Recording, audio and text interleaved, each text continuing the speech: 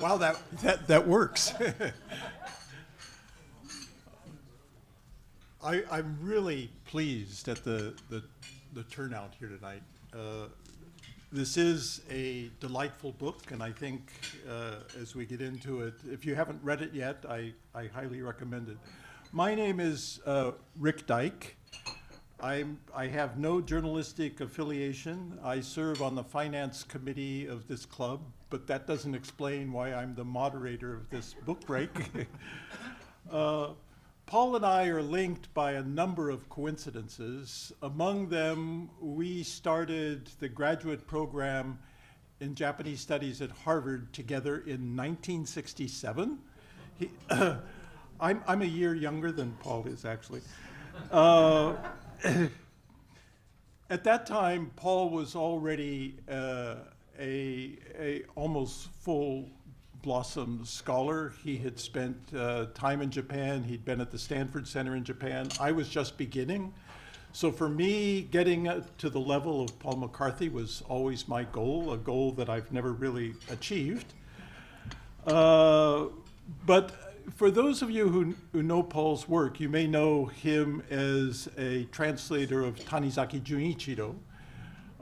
He started out with Tanizaki Junichiro. He published Tanizaki's, he did a very acclaimed translation of Neko to Shozo to Futari no Onna, which he gave the more fetching title in English of a cat, a man, and two women, which is pure Tanizaki title, which got accolades. It was reviewed in the New York Times by the late Edmund White.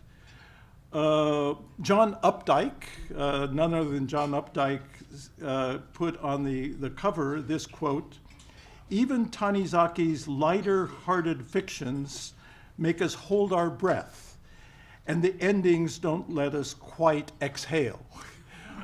John Updike must have thought about that, so congratulations. Also on the cover it says, "This is one of the finest pieces of literature concerning cats ever written." Paul was also a member of the team that translated Shiba Ryotaro's books, about Sakamoto Ryoma and Okana Ue no Kumo. So the question I have for Paul tonight as a translator, for somebody who's had this career, this distinguished career, why now Mishima? He's done three of the pieces in the Mishima book. He says that he has more Mishima on the way. Paul actually knew Mishima. He met Mishima in the 1960s. And it was actually, as it turns out, Mishima who introduced Paul to Howard Hibbett and got him to Harvard. But he's just now getting into Mishima. As all of you know, I think if you read the blurb, this is the 100th birthday of Mishima. So the book is coming out at the right time. Another coincidence, Paul came up to the Mishima Museum at Lake Yamanaka, and we went through that together. But the question is, why does a person who's had this distinguished career now devote his time, energy, and talents to Mishima? And that's the question, Paul, and I'll now turn the mic over to you. I should also say, by the way, that you'll now see that Mishima, his true name is Hiroka Kimitaka. When you came in, the Hiroka were reversed, and Takahashi-san found that, and now the FCCJ has been able to correct it. So I don't know how we missed it, but it's now corrected, and the mic is now yours, Paul, please. Thank you. Thank you very much for that introduction. I want to thank the FCCJ for inviting me to do Book Break, and this is the first time for me. And I want to thank all of you. Some of you I know, some of you I don't, but all of you for braving this weather to come out and hear a few words about Mishima-san. And I also want to thank Rick Dyke for agreeing to be the moderator. He doesn't know why he's the moderator. I don't know why he's the moderator, but we're both very happy. Uh, to answer your question, actually, Mishima-san was my first love. When I was a teenager in Minnesota, I read Japanese literature, of course in English, in translation, and I read a number of works, including Dazai Osamu, No Longer Human, and The Setting Sun. That would not have made Mishima-san happy because he hated Dazai and his literature. But I did read Dazai, and I also read some of Mishima's works in translation. And I was very much taken with his literature. And I came to my junior year abroad at the University of Minnesota. I was an English literature major, but had Japanese as my foreign language. And I had taken second year Japanese during the summer at Stanford. And so I applied for a junior year abroad. We called it the Stanford Center. It's now the Inter-University Center for Japanese Studies, but it was called the Stanford Center, and it was located at ICU, Kokusai Christokyo Daigaku. So at the age of 20, I left Minnesota almost for the first time and came all the way across the Pacific to Tokyo. It was an extraordinary experience for me. I really remember it fondly. Quite by chance, I met a remarkable man named Erich Kleshstadt. I wonder if any of you knew him. He was German Jewish and had fled Nazi Germany in 1937 or 38 and arrived in Japan with about $100 in his pocket and somehow made a life here under the protection of the Swedish embassy. He was stateless, of course, being German Jewish. But the Swedish embassy hired him, and he did work for them. And he spent the entirety of World War II in Tokyo. He recalled how on the buses, when they passed Nijubashi, everyone did saikere. I don't think many foreigners probably have a memory of that. But he always said, at a time when almost no Western countries would offer me refuge, Japan offered me refuge with the help of the Swedish embassy.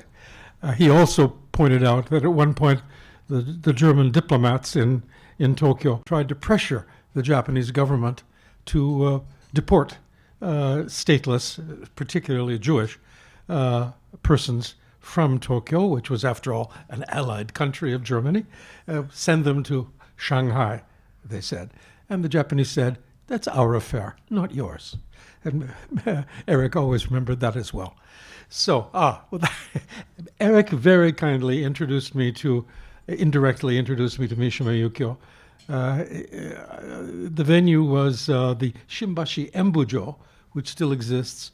They were having a grand rehearsal of Kanjincho, the kabuki play Kanjincho. And word was that Mishima-san was going to come to watch it. And Eric, through a Japanese friend, said, "Why don't you come and watch it too? And maybe we can introduce you afterwards." And he did. And so that's how I met Mishima Yukio at a performance or rehearsal of Kanjincho at the Shimbashi Embujo. And we all went out for tea afterwards and talked. And Mishima-san invited me to see Kendo. He was at this is 1965. So he's very much interested in martial arts and Kendo. And we went, and I hated it, but I pretended to be interested. And then again, he sent me one of his famous embossed engravings. Mr. and Mrs.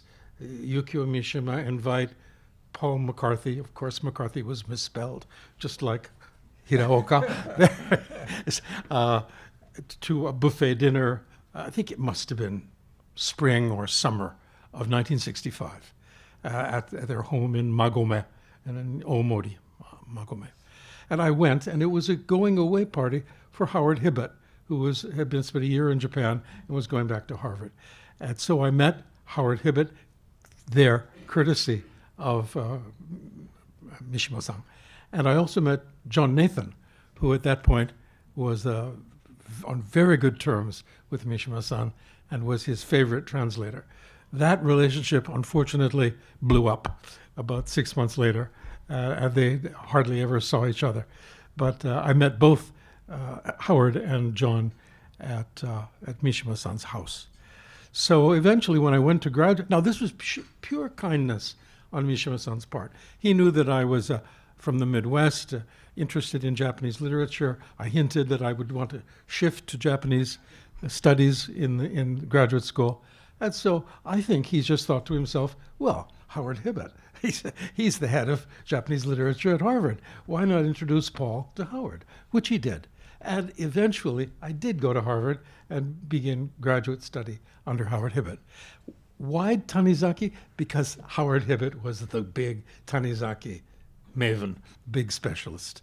And although my stronger interest was in Mishima, I was enough awed by Professor Hibbett to follow his suggestions and write my dissertation on the early life and works of Tanizaki Junichiro. If you write your dissertation on somebody, pretty much that's what you do for the next 30 years. And so I didn't write much. I've never been interested in literary theory, so I didn't write any big tomes on Tanizaki, but I did translate a lot of his novels and short stories and enjoyed doing it.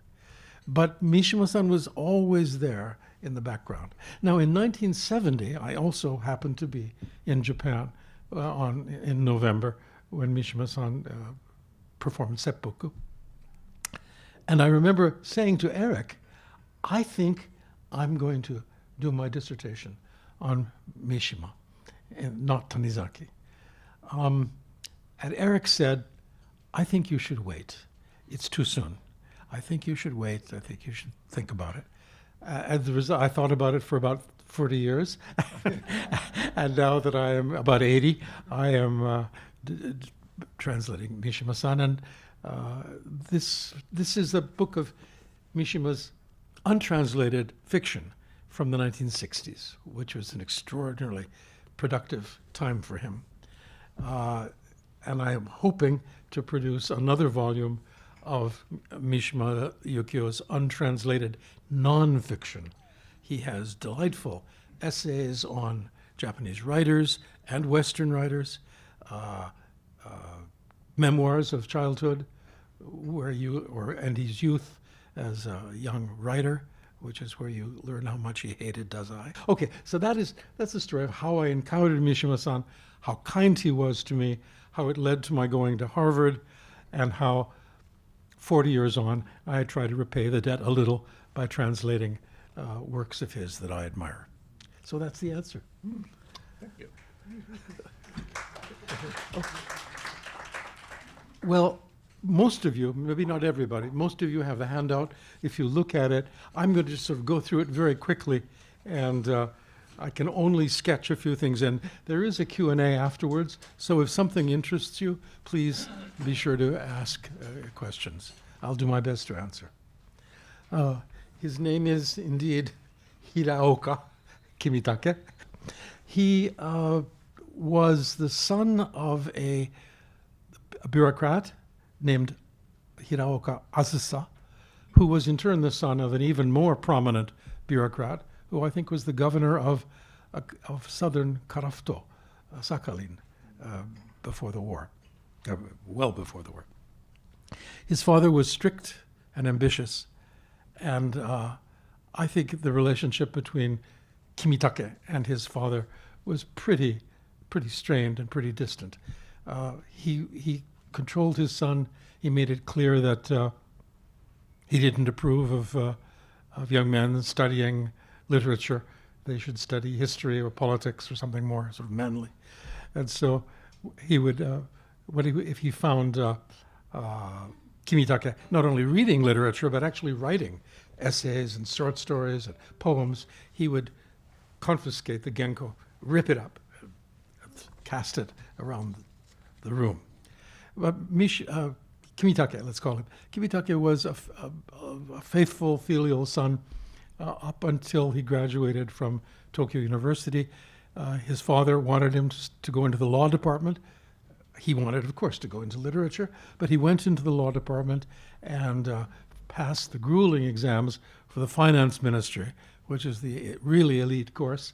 But he kept writing, all this time he was still writing. And his patron in the world of literature was none other than Kawabata Yasunari. Kawabata first recognized his talent and encouraged him. Now, the irony of that, many of you will know, the first Nobel Prize for Literature to go to a Japanese person was awarded in 1968 to Kawabata. Mishima-san really wanted it and really thought he had a good chance. Of course, he never said that publicly, but people who knew him, it's revealed in his biography. There are two biographies I can recommend. One is by John Nathan, who was at Harvard, and one is by Henry Scott Stokes, who was a journalist and a member of this distinguished club.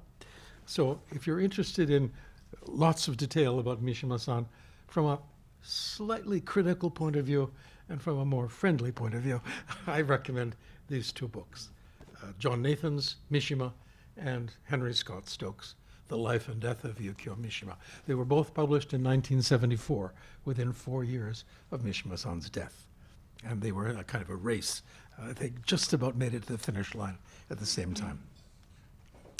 So father was harsh. His mother, Shizue, was extremely loving and tried to protect him, for example, encouraging his literary tastes quietly. But unfortunately, he was not raised by his mother. From infancy until about the age of 12 or 13, he was raised by his grandmother, his father's mother, named Natsuko.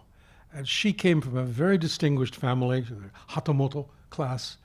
She was a very strong-willed, arrogant, talented person. She took over Kimitake. She unfortunately suffered from great ill health, and so basically he spent the first 12 years of his life living as a kind of prisoner in his grandmother's bedroom/sick room. She did not allow him to go out and play outside, especially with the children of the neighborhood, because they were too rough and they would teach him bad manners. So he had an extraordinarily strange boyhood. And if, as an adult, he had an eccentric side, certain peculiarities, you think of what it was like to be raised by a distant, strict, sometimes unkind father and a neurotic, controlling grandmother, and to be kept at a great distance from the one relative who he truly loved, which was his mother, Shizue. He was entered into Gakushuin, grade school, junior high school, high school. He went to Gakushuin, the peers school, and as the English name indicates, it was a school for children of the aristocracy, also the wealthy, the prominent, the powerful. And maybe he was lucky, Kimitake was lucky to be entered into that school because his father was a sort of middling government bureaucrat. He spent grade school, junior high school, high school. Now, when he was 11 years old, which had been, I guess, the end of grade school, a very interesting and important historical event occurred. It's called in Japanese, Ni Rokujiken. Ni Rokujiken. The February 26th, 1936 incident. Many of you, the Japanese people here, of course, know what it's about, but just very briefly, it was a coup d'etat staged by a group of young army officers who had rallied about 1,500 troops, and they took control of central Tokyo, the area around the Imperial Palace, and also the various ministries. And for a few days, it seemed as if they actually might succeed in the coup d'etat. They did succeed in killing 3 very, very prominent civilian ministers. I just learned recently that one of the most famous was Takahashi Korekyo. Takahashi Korekyo, and others. One of the good things that his grandmother did, she was very fond of kabuki, and she introduced Kimitake to kabuki, first by telling him stories and showing him pictures, and then when he got a little bit older, taking him almost every month to kabuki. to the kabukiza. So he had a lifelong love of drama, especially kabuki, and so he owes that to his otherwise very strict and harsh grandmother. Okay, this Niroku Jike. Okay, so you can read it for yourself. The coup d'etat was an attempt to get rid of the top echelon of civilian advisors and also army officers who were regarded by the plotters as corrupt, plutocratic, excessively westernized, anglicized cosmopolitans, bad people. And so they wanted to get rid of them, and they thought that if the emperor, the Showa, we call him Hirohito, but he was the emperor of the Showa period, if he knew how much suffering and poverty there was in Japan, and how much money was wasted on unnecessary foreign wars, that he would act and take charge of the nation, and things would improve. That was their hope and their belief. But the emperor did not see things that way. When he had heard that this was a coup d'etat and that several of his important ministers had been killed and assassinated, he ordered the army to put the coup d'etat down and arrest the plotters and put them in prison and try them. So that's what happened. Now, Mishima, one story of his that you should all read if you're interested is called, the title in Japanese is Yukoku, and that's translated by Professor Sargent as patriotism. It's a fine translation, but it's not quite adequate, because the character Yu doesn't mean just to love, it means to be worried about, to be concerned for, maybe even to grieve about the country. So Yukoku, patriotism. It is set precisely around the Niniroku incident, and the protagonist is a lieutenant named Takeyama. He would have been part of the coup d'etat, but his fellow young officers deliberately don't involve him or keep it from him. Why? Because he is just married and has a beautiful young bride. So out of kind of compassion and feeling for both him and his wife, they exclude him from the plot. Then, when the emperor demands that the army attack the plotters and arrest them, Takeyama realizes that by tomorrow he will be sent against his dear friends and would have been co-plotters. So this is a very Japanese situation, conflict of loyalties. Of course you have to obey an imperial order. On the other hand, of course you don't want to betray your dear friends. What's the solution? Well, those of you who read kabuki or traditional literature know the solution that comes to mind is suicide. So he decides to... now, in English, we have to say commit suicide. It's odd because you commit a crime, you commit a sin. But suicide in traditional Japanese culture was neither a crime nor a sin. It was oftentimes an extremely honorable thing to do. So I will slip and say commit suicide or commit seppuku, but it'd be better to say perform seppuku, because he decides to perform the traditional, extremely painful method of killing oneself. And he first makes passionate love with his young bride, and then he kills himself, she watches, and then she kills herself. And that's the story of patriotism.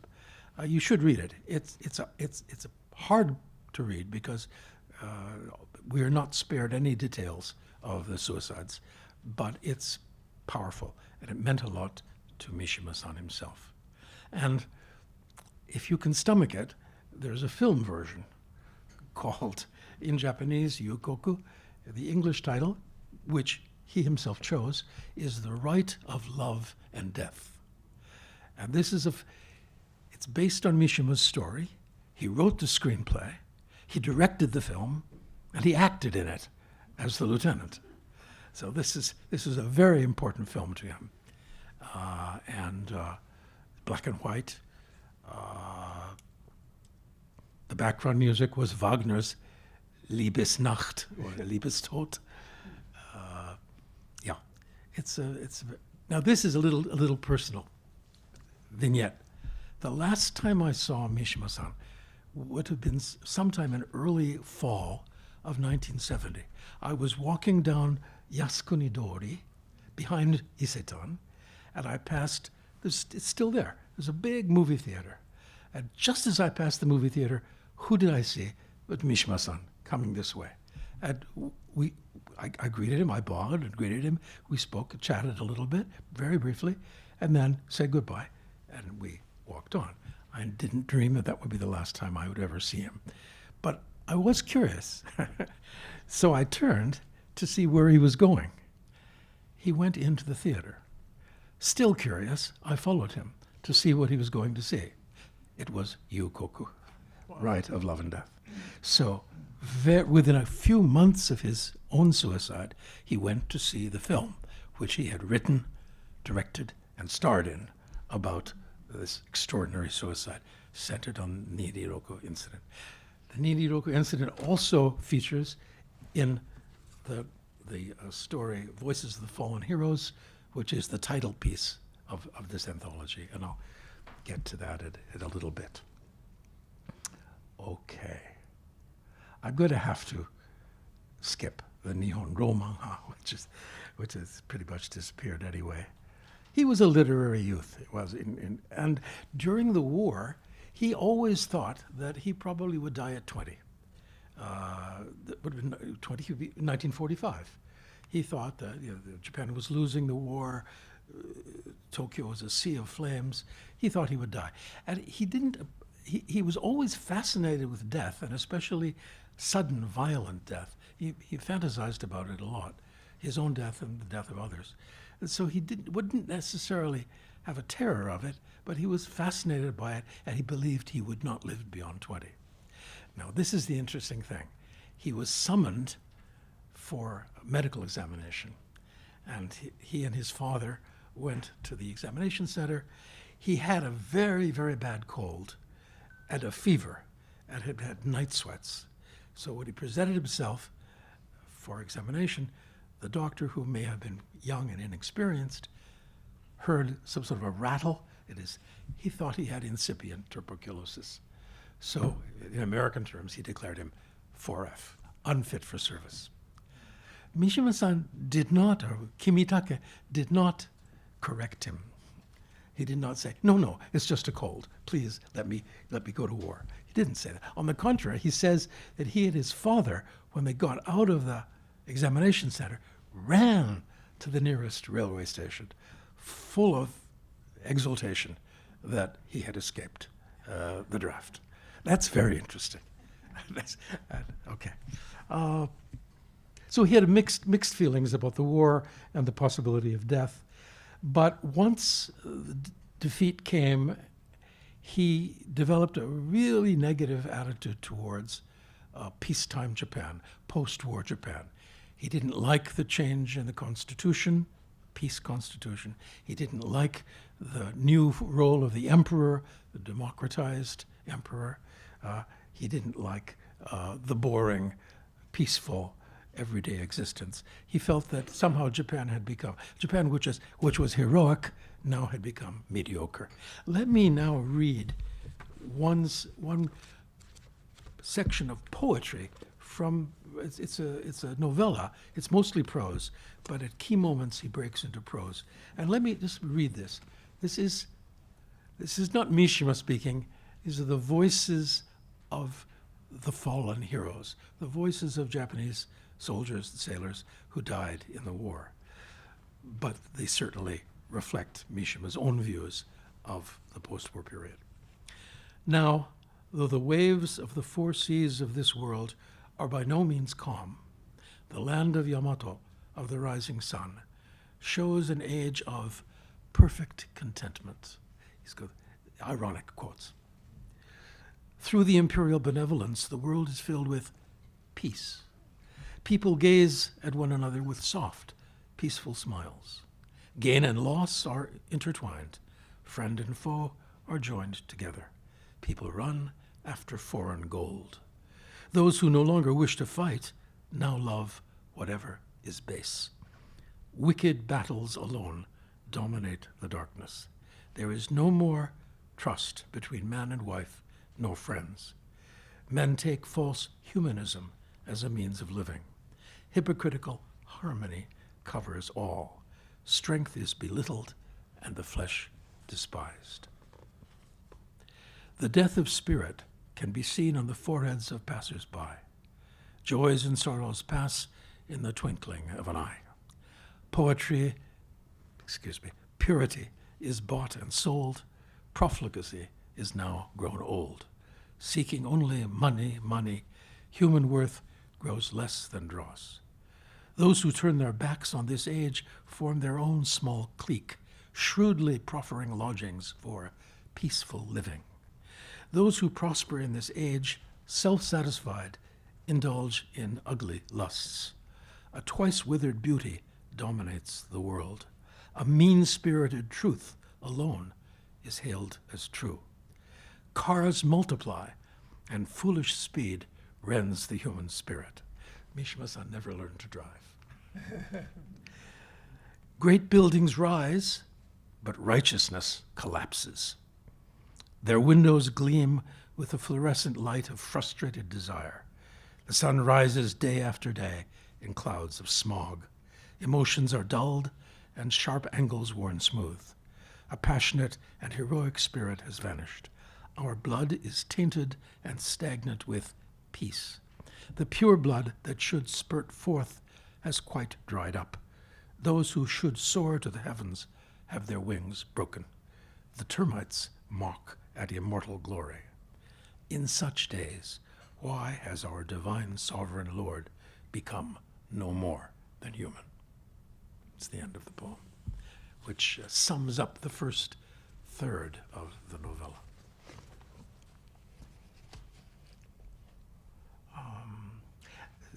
As I say in this very brief sketch, Mishima felt emptied of purpose, and he himself says that he developed a kind of aesthetic nihilism.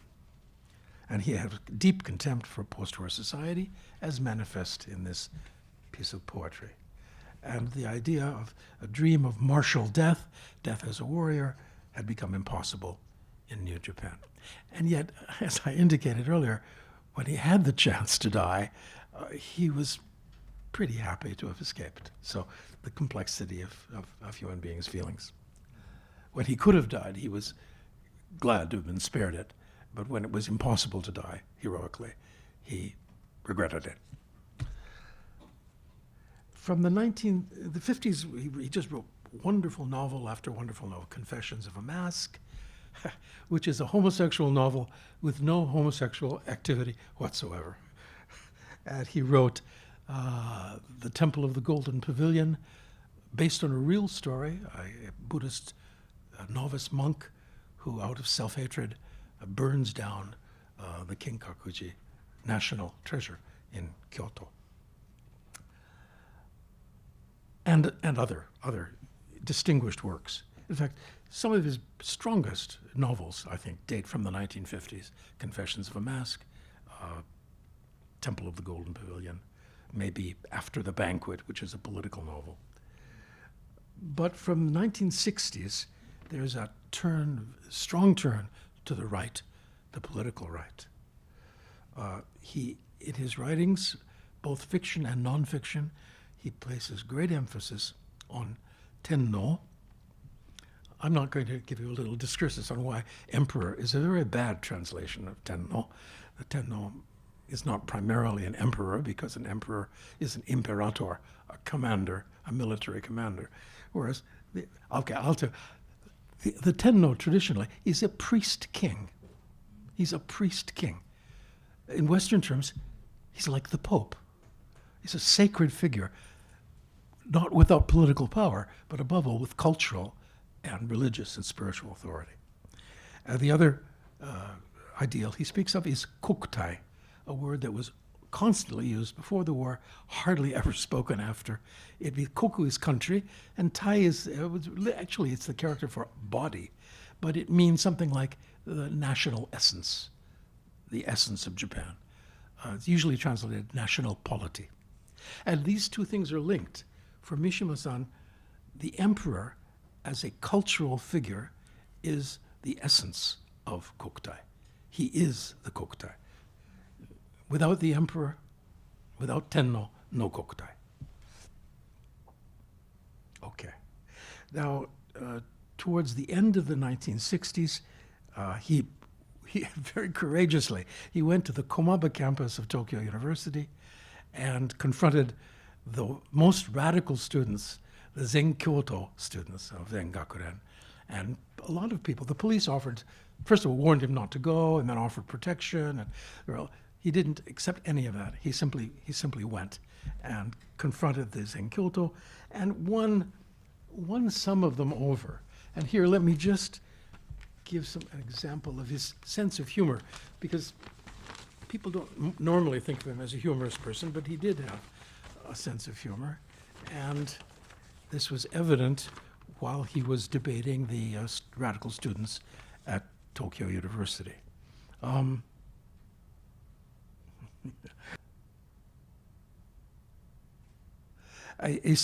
radical student stood up and said that the kind of tenno that Mishima writes about can exist as beauty that is at once supreme and most forbidding, only because it does not exist, or at least is utterly unrealistic. If Mishima is a writer who pursues beauty, as he must be, he shouldn't join the SDF for a couple of days, or play act a weird right-winger, but confine himself in the beauty he is pursuing. Once he steps out of those confines, the student suggested, his action degrades the tenno as the embodiment of beauty, the community fantasy, the community model. Mishima responded by saying, now that is the spirit of the mid-19th century slogan, Sonno, respect for the emperor. And he congratulated the radical student on still embodying this reverence for the emperor.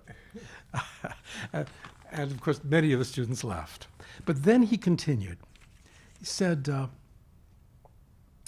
he made the extraordinary statement that had the students who were at that point controlling Yasuda Kodo on the Todai campus in Hongo, he said, if they would utter the word tenno, he would gladly have joined them.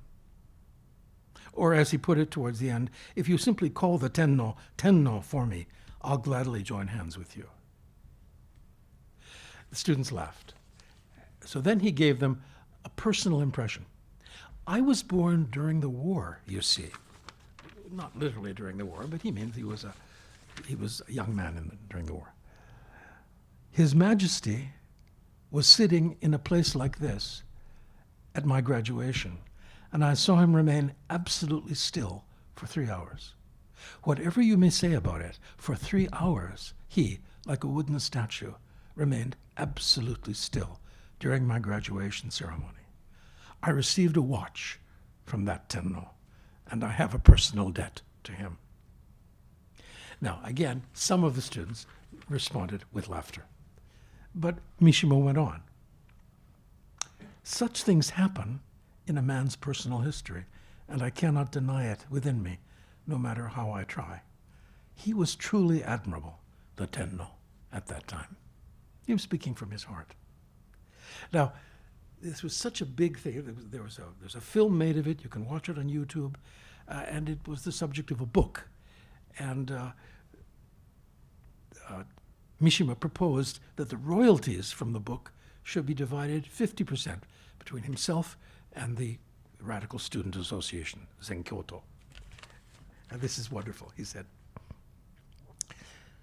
The students who were my opponents in the debate and I agreed to split the royalties 50-50. So probably they bought helmets and Molotov cocktails. And I purchased summer uniforms for the Shield Society, which was his private militia. Everybody says it wasn't too bad a deal. So there's a human and humorous side to Mishima-san. Okay. I think I'm probably running out of time, so let me just move on. And again, sort of egotistically quote from my translation. The first quotation reflects Mishima's contempt for post-war Japan. The second one I want to read is actually the voices of the young officers who failed in the coup d'etat. And by the way, they were tried, and many of them were shot to death. Not playing games. The emperor had said they were traitors and rebels, and they were shot to death. And Mishima said they were nailed to their crosses and shot. He uses the Christian word jujika. I'm sure it wasn't actually a cross, but he gives it a sense of a sacred martyrdom by saying they were attached to their crosses and shot. Now, these are the voices of the spirits of the dead, executed young officers from 1936-37, talking about the judgment and their execution. This was not from his heart as a living God. It was from his mind as a human being who hated violence. It's playing with these two ideas, the emperor as a living God, his heart, and the emperor as a human being, his mind. Those who attended upon the imperial carriage were all regarded as wise men. And he's speaking here of the people like Takahashi Korekyo and the other distinguished civilian advisors. They were all regarded as wise men, while the address to the divine sovereign by these foolish ones themselves, who lay prostrate at the edge of the road, that address, expressed in cries of blood, never reached the ears of the emperor. His Majesty, acting as a human being, disregarded the vast and dismal poverty among his people and the foolish sincerity of his young officers. The coup d'etat, this failed revolution, was in part populist because the young officers, in many cases, came from among the poorer classes in, for example, Tohoku, and they knew from personal experience how very poor the peasantry were. So one of the things they wanted to do was to improve the lot of ordinary Japanese people. And now he refers to the myths from the Kokinshu, not the Kokinshu, the Kojiki. The deity Susanoo, who embodied the bloody cry of the spirit of the earth, was rejected when he hurled the flayed skin of a horse into the sacred precincts of his divine sister Amaterasu, the sun goddess, the ancestors of the imperial family. He was met with the anger of the goddess and banished from the divine land. His Majesty, as a human being, has turned his face away from this most pure, indignant spirit. He's referring to Susanoo, the exiled brother, and also they're referring to themselves. And again, repeating the same phrase, why has our divine sovereign become a human being? And finally,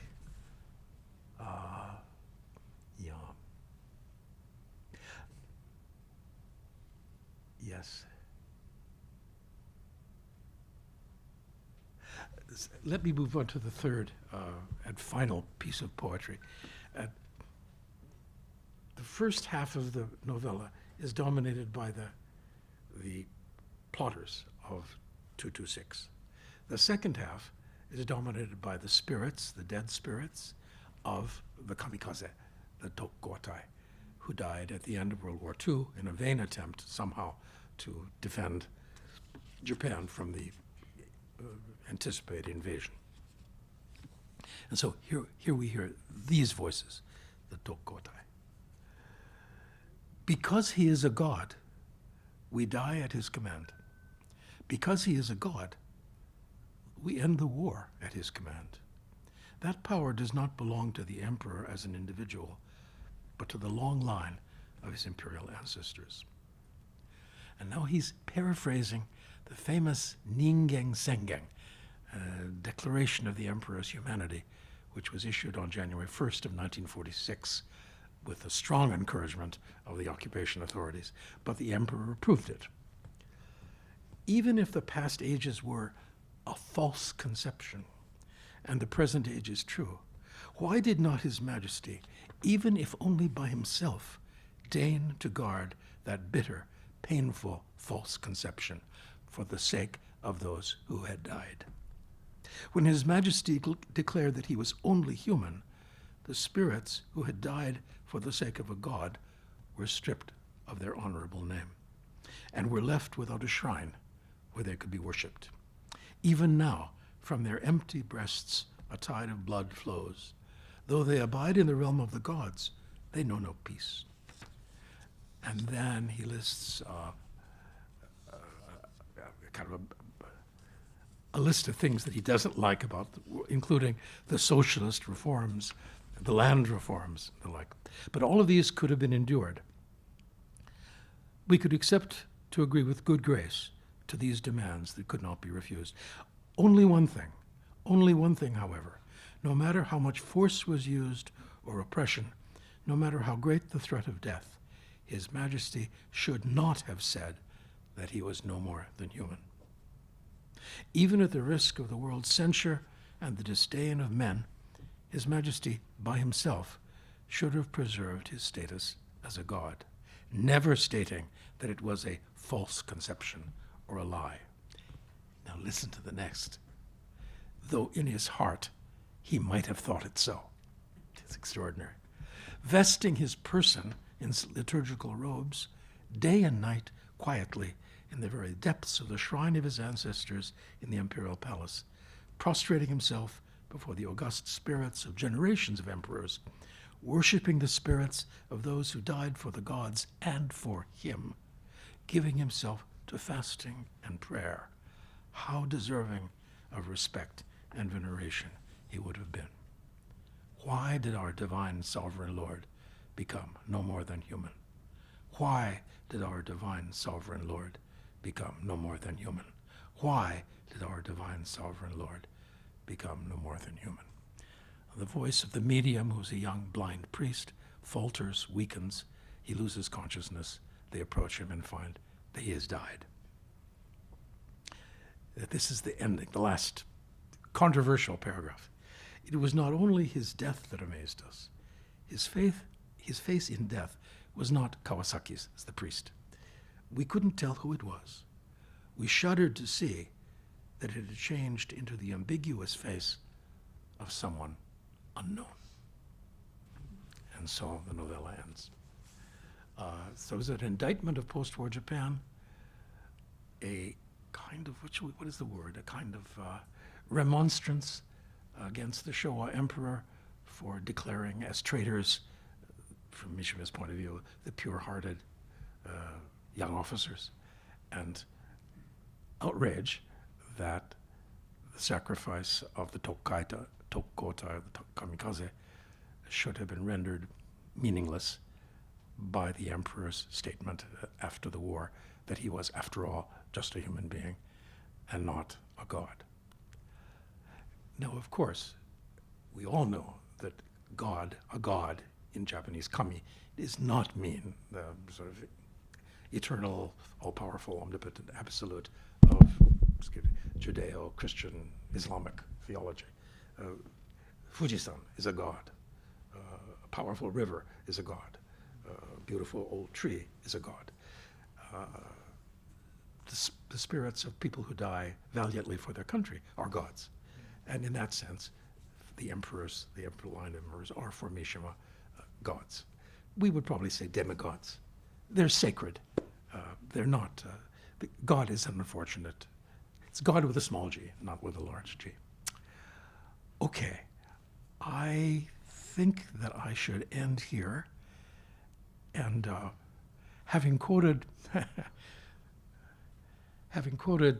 Mishima's passionate poetry in praise of the Japanese tradition, Tenno Kokutai, I will end with a quotation which is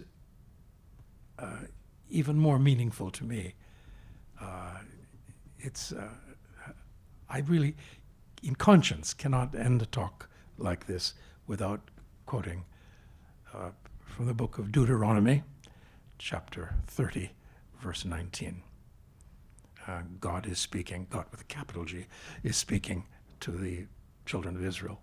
And he says, "See, I have set before you two things, life and blessings, death and cursings. Therefore, choose life."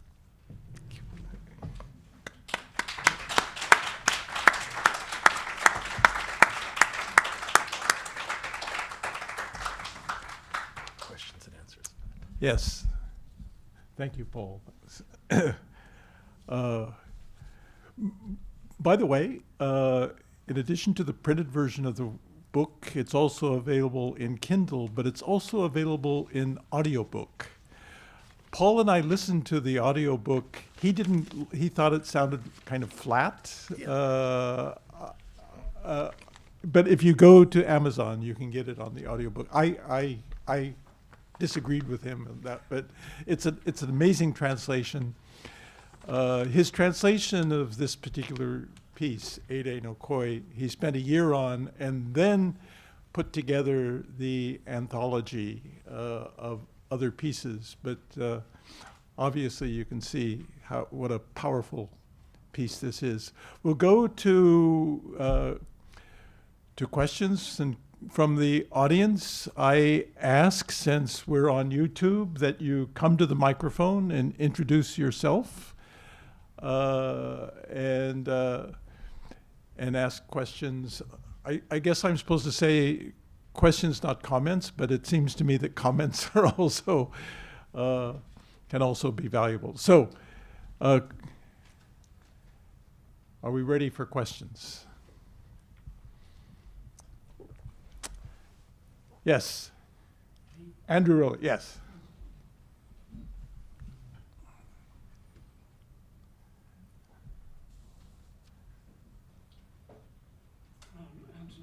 Rowley, excuse me, I'm a member of the club.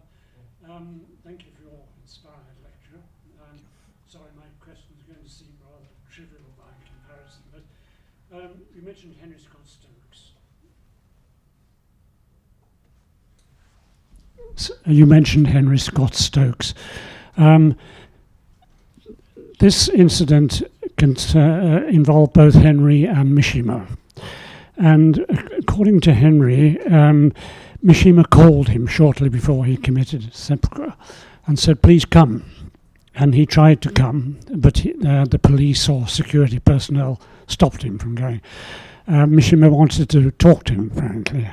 I just wondered whether you've heard of this incident and can throw any light at all on what Mishima might have wanted to say at that point, or what his intention was. Could I ask, when did Scott Stokes say that this took place? How long before the 25th? Oh, before the How long before? Was it immediately before? Immediately before, an hour before maybe. It Or, was at Ichigaya. yeah. I see. Well, it's apparent from Scott Stokes' biography that he and Mishima-san became friends. He saw a lot of them.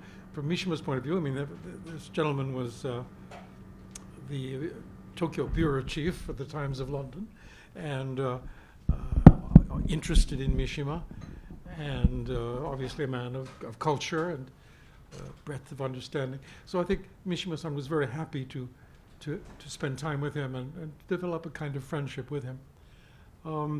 If that's the case, then perhaps, just a guess, I'm just imagining, if that's the case, perhaps Mishima-san wanted to explain why he was doing what he was doing very clearly in English for the sake of the foreign readership, as well as personally, of course, for Scott Stokes. That's the only thing I can imagine. It's extraordinary. I had not heard that story, but if it happened, I think Mishima-san wanted to speak one last time very clearly. It was very important for him to have his motives explained. He didn't trust the popular press with very good reason. He took, how many? 4 young followers with him. One of them died with him. Mishima-san tried to persuade him not to, but the young man was adamant that if Mishima was going to perform seppuku, he would too. So there were two suicides, Mishima's and Morita Hissho's. Hissho means kanarazu katsu, absolutely will win. He must have been born at the end of World War II. So there were three left. And Mishima insisted, you absolutely may not die with us. You have the harder task of living on, going to trial, and explaining our ideals, why we did this. That's your mission. And they did. They surrendered themselves after Mishima and Morita killed themselves. They surrendered themselves to the police, and they were arrested, and they were put on trial, I think about a year afterwards. It took a long time. And the trial was public. I think Scott Stokes actually was able to attend some sessions of the trial, and they did their best to explain what Mishima-san was aiming at. But the other point that both Scott Stokes and Nathan make is that Mishima-san was a very complex man, and his followers, the young students, he seemed to choose precisely uncomplex, simple, pure-hearted people. They tended to be from the country rather than the city. He didn't want literary youths. He didn't want people who had read all his literature. He wanted to relate to them on a more basic human level, and he wanted to appeal to their love of country and their love of tradition. So, what am I saying? So it was important to him that those kinds of people would express his ideals and views. But at the same time, because he was complicated, I imagine he wanted to reach out beyond the Japanese through Scott Stokes to a foreign readership and somehow explain to them why he was doing this. That's just a guess, but it makes some sense to me. Yes? Yes, please. Kaya Muroska, Publishers Weekly. I was wondering, leading on from what you just said, every of Mishima's biographers has a different theory about what was his real aesthetic project leading up to seppuku. There's everything from fear of aging, through eras and thanatos, through thinking that an era is ending, or having written his final work, he just thought, okay, that's done. And I was wondering if you can maybe play a psychoanalyst and tell us what is your theory? I think I will sort of try to avoid that question by saying I think multiple points of view, multiple answers could be given. On the one hand, some people say it was kanshi, a death of remonstrance. He was demonstrating to the powers that be in contemporary Japan that for him, life was not worth living in this country and in this culture anymore. So it's the death of remonstrance. This is a traditional, one reason to commit suicide. A vassal who was disappointed in the behavior of his lord would demonstrate by killing himself how much he disapproved of the policies of his lord. So I think Mishima-san was doing kanshi, demonstrating with his blood how much he disapproved of the way Japan was going. We also have to say that if you read his literature, so many characters, whether they're protagonists or deuteragonists, or so many characters die bloodily and painfully. It seemed to have been an important part of his personal imagination. And so this is sort of amateur psychoanalysis, that somehow he wanted to realize that fantasy in reality in his own life. I don't particularly like that explanation, but I suppose it's possible.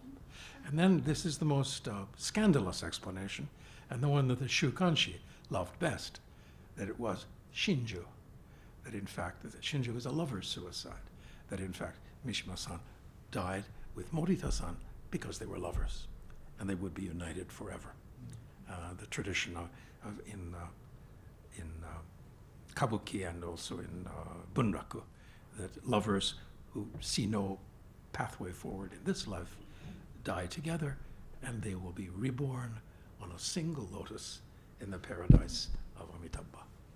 Maybe that played part of it as well. But I don't know. I really don't know. I mean, I met him several times in 1970, and we talked about literature and about politics, and I had no sense at all that he was planning such a thing or thinking of such a thing. Maybe I'm just insensitive. He certainly didn't drop any little hints to me. If he had, I don't know what I would have said. I would have said, but with such a loss, not only to you, but to your family, and to the country, and to Japanese literature. You're 45 years old. Why can't you be like Kawabata and live to 70? But he would not, of course, listen to me.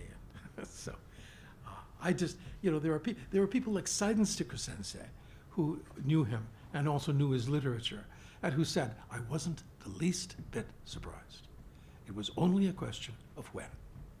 That he would do something like that he would find a way to die dramatically, theatrically, bloodily, painfully, from his point of view, gloriously, was, of course, without question, what was going to happen. That was, Seidenstickers said that. So, sorry, it's kind of a vague answer, but. Yes, Mr. Boo.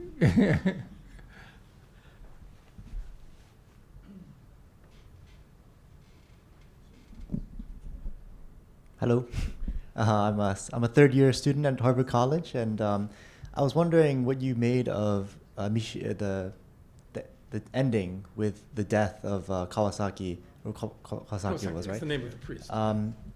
And like, I couldn't help but feel bad for Kawasaki throughout the entire story, because he's just continually being used by the gods and by the priest, and it really brought to mind the way the kamikaze pilots were used, and then also how the coup officers were used in the name of the emperor. And I guess one interpretation I had was that it was a sort of call to action, in the same way that when he says that the only time that the emperor should have been a god, he wasn't. This Kawasaki who dies, he's saying perhaps that the emperor should be a god now.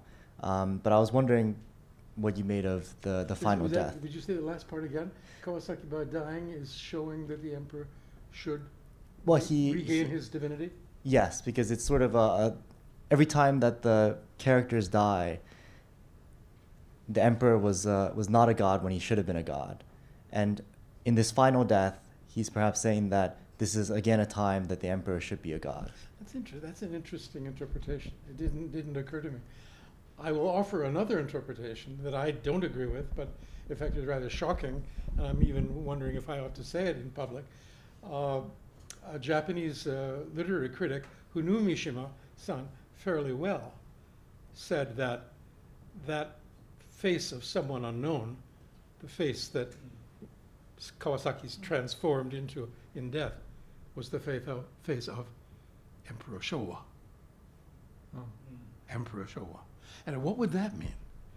This literary critic's interpretation means that it is a final punishment of the emperor for his two failures, in the case of the coup d'etat and in the case of the Ningen Sengen.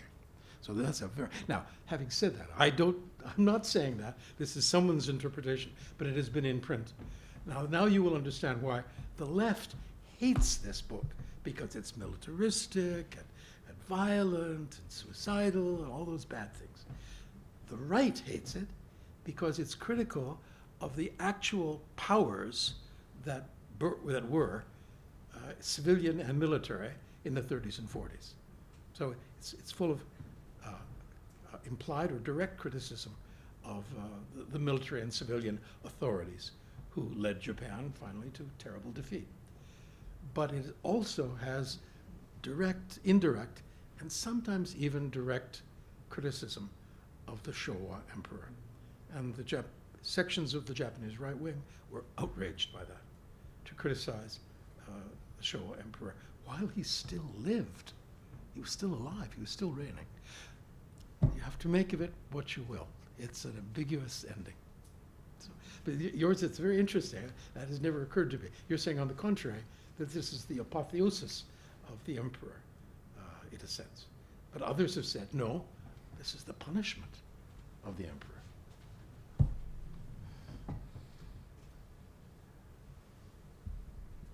Yes.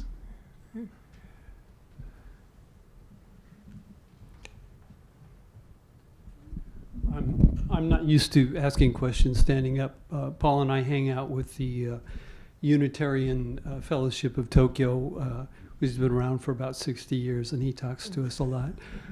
This is trying not to be a statement, but making a question of when I was thinking of listening to you, that authors are generally seen as interpreting or reflecting the society that they grow up and they write in. And yet, in his case in particular, I think he had such a powerful impact on the people that were living at the time, that infused or strengthened or increased the resonance of these ideas of death within the population. Certainly many people I know who read him. And then as I got to the end of it, I started thinking, well, maybe he was helping the society process all of these things, the change of the emperor, the loss of the war, the other things. And I to try to make that into a question, how do you feel about, was his impact on Japanese society more than his interpretation of Japanese society? I mean, it's a very good question, and it's an open question. Immediately after his suicide, there was a period of maybe 20, 30 years when he was under a cloud. People didn't talk about him much. People didn't discuss him much. He was under a cloud. That's changed. For one thing, it's changed abroad. There's a big Mishima boom. So things of his that were sort of little second or third level things are being translated. Things like the wonderfully named Inochi Urimasu, Life for Sale, or Utsukushi Hoshi, the beautiful star, set in Hanno about UFOs, or Star, about a Japanese idol, a kind of a film idol. Yeah, so there's a big boom abroad in Europe and in America, and I think maybe connected with that or maybe separate, people are coming to, in Japan as well, to think more about him and try to assess or reassess his art. The fact that this is the 100th anniversary of his birth, of course, has something to do with that. But it is precisely 20, 25, 100 years. But it's an ongoing question, especially in Japan. I would rather like to ask Japanese people, how do you feel about Mishima? Does what he says have resonance for you? Is there some value? Since I myself am, as those who know me, I'm a traditionalist in many ways, and so I certainly sympathize with his love of Japanese tradition and the idea of reverence for the emperor and something like kokutai, the national essence. I think those are precious things and they should be preserved. As opposed to the sacred emperor of the pre-war, he would refer to the Shukanshi emperor, the imperial family featured in the Shukanshi, as if they were fashion idols or movie stars or talento. They're not talento. The emperor in particular is a sacred person. The closest I can come to it, for someone of my background in the West, is the Pope. So there's a kind of sacredness. I would think that some Japanese, conservative Japanese, would long for some recognition of the sacredness of the Japanese tradition, of the imperial house, of Japanese aesthetics. Or as Mishima-san said, Japan has to be more than just a big, mechanized, soulless keizai taikoku in one corner of Asia. That's what he said. He said, some people may be content with that.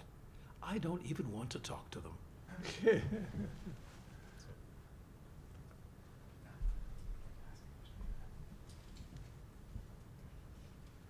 So I'm Jonathan Williams, and Paul and I know each other from a Bible study or meditation group.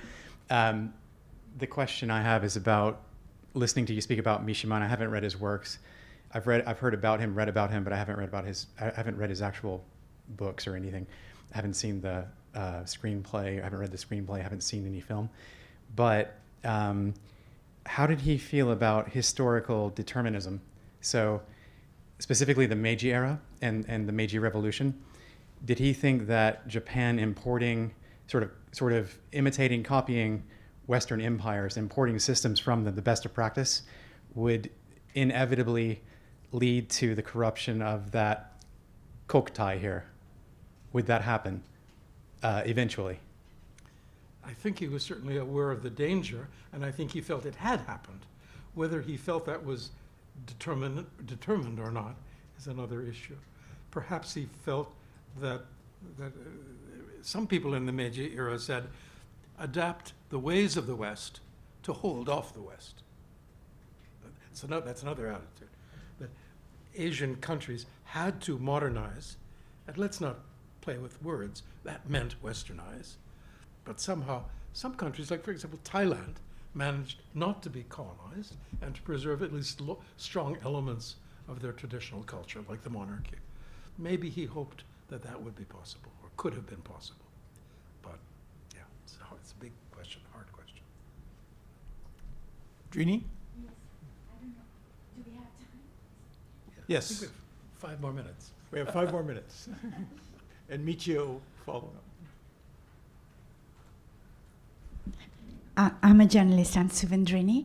I was just wondering whether you could talk a little bit about his writing, Mishima's writing style. I mean, you translate Tanizaki as well. Was Mishima's writing very special? There is this image that he was very Japanese, and it's very hard for foreigners to understand him. Maybe you found some difficult things to translate. A little bit about his writing would be great. Thank you. Yeah, I certainly found it difficult, especially this particular work, which blends rather old-fashioned prose and poetry.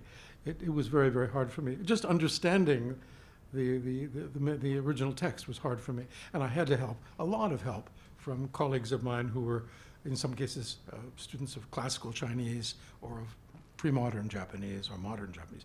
I got a lot of help from people. Let's see, what else is this?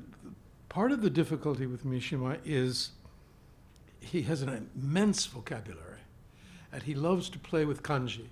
Those of you who know Japanese know that there is the custom of ateji. Well, actually, his name, Yukio, it's generally agreed that Mishima refers to the town in Shizuoka from which you have a wonderful view of Mount Fuji.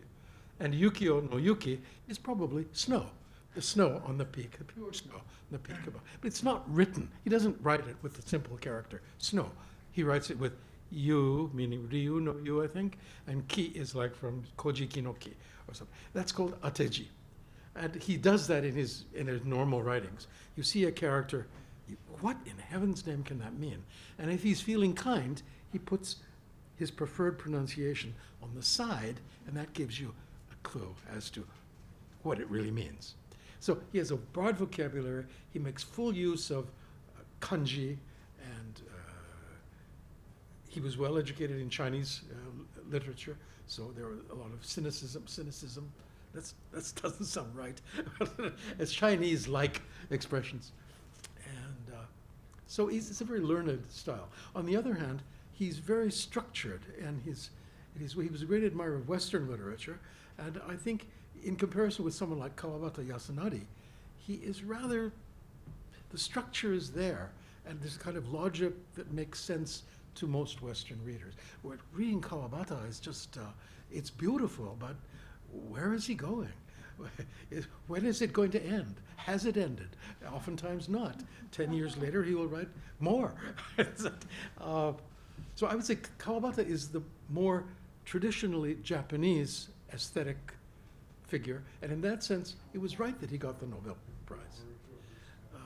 Mishima is more learned, more difficult, and more sort of universal in his kyoyo, his cultural background. But then, of course, there was always Tanizaki, who should have gotten the Nobel Prize, most of all, but he died in 1965, long before they were thinking of Japanese candidates. But those will be the three: Tanizaki, Kawabata, Mishima. And of course, the one who got it afterwards was Oe Kenzaburo. Yes. Michio-san, did you have a, okay, and then Michio and then, I think we can go 5 minutes over. No yeah, problem. you can go. Michio Nakamoto, thank you very much for your interesting talk. Sorry. It's a very different place. Japan is a very, very different place from Mishima's time. Young people are, following K-pop stars and doing, hip-hop dancing, whatever.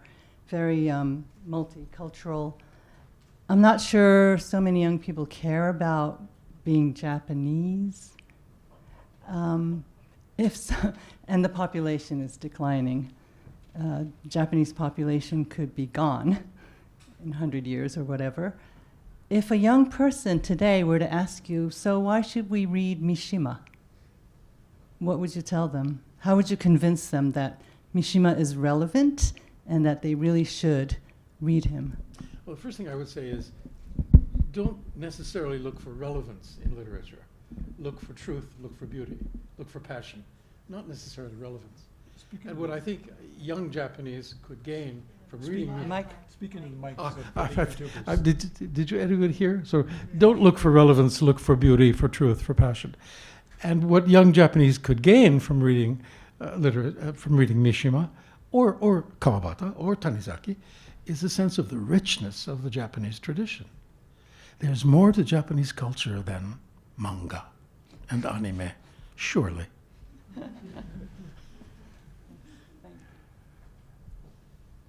And one last question over here.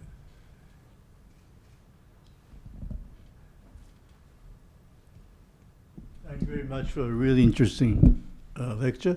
My name is Tatsuo Maeda, and I'm associate member here. And I didn't meet Mishima myself, but I lived in the age when Zen Kyoto, and I also studied at that 900 classroom in Komaba, and also the same classroom in Kongo. And what was very interesting for me was his complex. I also cannot understand Mishima, but his complexity. And I was a little bit shocked when you mentioned maybe he was very critical about Hirohito, the Showa Emperor. And say the last part. Critical. Critical about Hirohito. He could have been very critical. One view was that he was And quite in that sense, it's very contemporary, because it's already 80 years since the end of the war.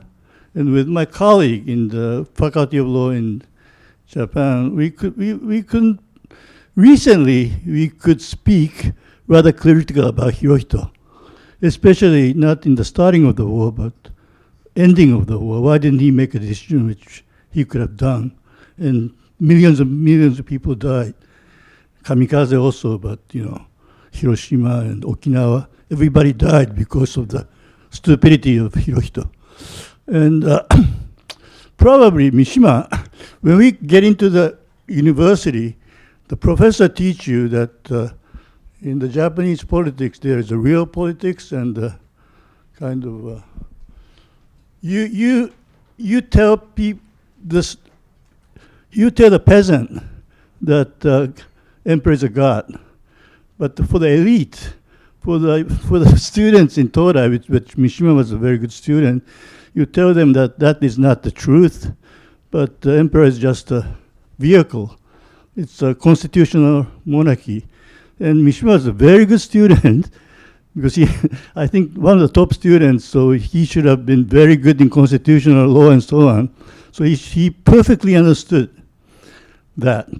So in that sense, it's really one of the things he said at the Todai Zenkyoto session, he said, you refuse to invoke the name of Tenno But don't you realize that if you want to appeal to ordinary Japanese, not the elite, that you have to appeal to Tenno? Yeah. That's what he said. And that's what we are taught. That we were taught about. So it's a double standard. Yeah. And you work in the government as if emperor is just a vehicle, but for the normal people or for the soldiers, you tell them they are God. And I think there's some kind of complexity inside Mishima about this, but I think in that sense he could become a very interesting figure outside and inside. It's just, can you comment a little bit about this? I agree with what you're saying. And I just recalled something he actually said publicly to the students. He said, you're forgetting about he used the English word, reality of ordinary Japanese. The only way you can unite them and inspire them is with Tenno, with Kokutai, centered on Tenno. And one thing not your Trotskyist revolution.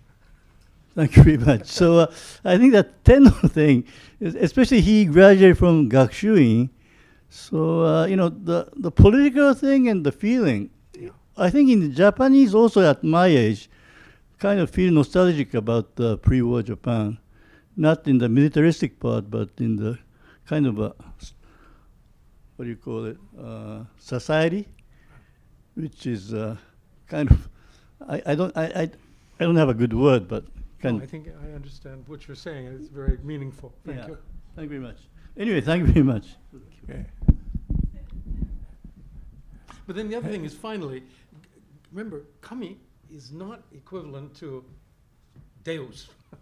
I mean, there is a difference between the Western idea of God, eternal, omnipotent, and the idea of kami, which simply means superior, higher, excellent in some way, as Mount Fuji is among mountains, or as a certain river may be, or as a great tree.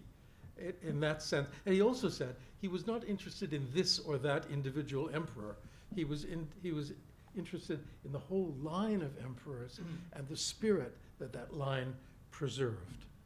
So he's admitting that there were disappointing emperors, and perhaps, although he didn't say so directly, he would have suggested that the Showa emperor was in some sense disappointing to him.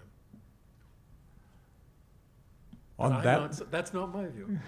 Don't write me letters later. I'm not criticizing the Showa emperor. By the way, Paul and I have spent a lot of time together the last few weeks, and one of the things we talked about also, you have grades for various popes.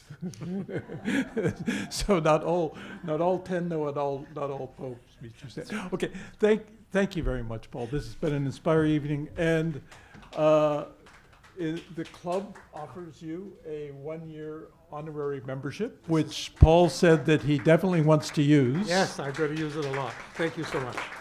So thank you very much, and thank you all for coming.